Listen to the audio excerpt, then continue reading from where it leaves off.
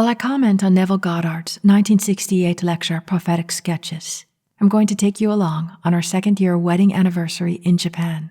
Today, we go to a Kaiseki restaurant. It's kind of a fancy, multi-course, traditional Japanese cuisine.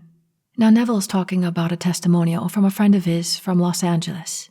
Neville says, he comes to all the meetings, a handsome, wonderful lad of about 40 years of age. He says, in my office, this perfectly lovely girl. She serves all the different gentlemen who are in the office, and we all love her.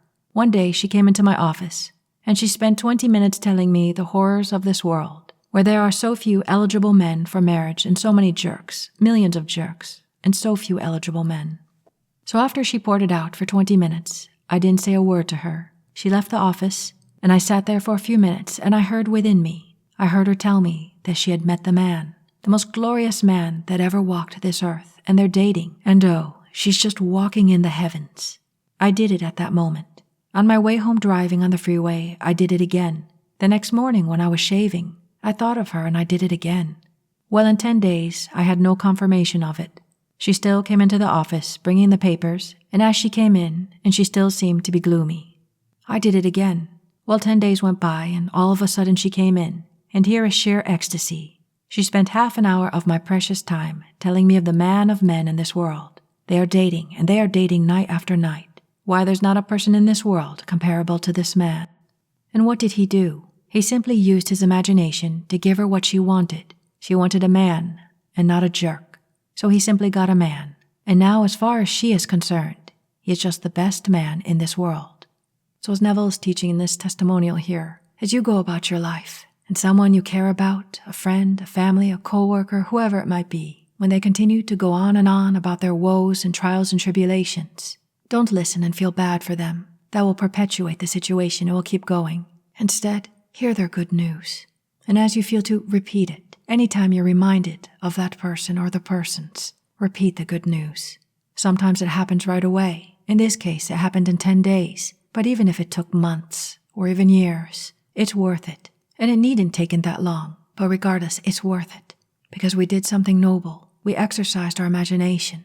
All the things outside are reflecting something within anyways. So whether we do it for ourselves or we're doing it for others, we all come from the great vast eternal consciousness. And like a ripple, we all affect each other. And Neville teaches you to do this by catching the feeling. Just ask yourself, how would it feel if things were the way you want them to be for yourself or the way someone else wants it to be for themselves? How would it feel? And he tells you, catch the feeling, catch it. And don't let go. You have found me, well, don't let me go. Let all others go, but don't let me go. You have found salvation in that mood. That mood, were it true, would save you from all that you formerly had, but you didn't want. Now this mood will save you. Catch this mood. For that's the mood that will save you and walk in it. That belongs to the world of Caesar. But while we are in the world of Caesar, why not use it? And use it wisely. Use it lovingly, but I am trying to get you beyond the world of Caesar to something that never passes away, because the most glorious romance in the world today must come to an end, and death will end it. So what Neville's teaching you here is Caesar's world is basically a dream of life. But in this dream of life, this wake dream, you can exercise your imagination for yourself, for others, and make it noble and heavenly. But what he's also trying to point to you is there's something beyond all this, a heaven within that's eternal.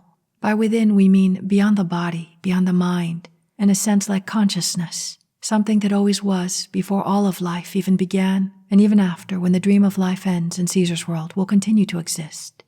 And in closing, Neville had answered a question after this lecture. It was inaudible, but it was interesting, Neville's answer, talking about the law manifesting in his family. He actually found that strangers were more open to these mystical truths.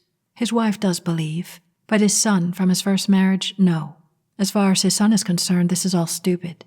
And of his daughter from his second marriage, when she was 18, she felt he was the most stupidest person in the world because he wouldn't be able to pass any of her college examinations. But then, around 26, she started to see his wisdom. But as far as we know, she never quite carried on with the teachings. And Neville's family, to one degree or another, practiced the law, but nowhere quite like Neville did. And now, if you remember a conversation that someone came to you, telling you of their woes or trials and tribulations, let's give that person or those people what they want instead in imagination, because with imagination, we have the power to do that. So let's use it and practice it, bring it to life. And not just in this moment of silence, but if you feel to do it tonight, tomorrow, in a few days, next week, in a couple weeks, as much as you're reminded, take even just 2 seconds, and let us change the world to find the heaven within and the heaven outside reflected. And if in the meantime we can use our imagination nobly to nurture this heavenly state, may we do it. And now let us go into the silence.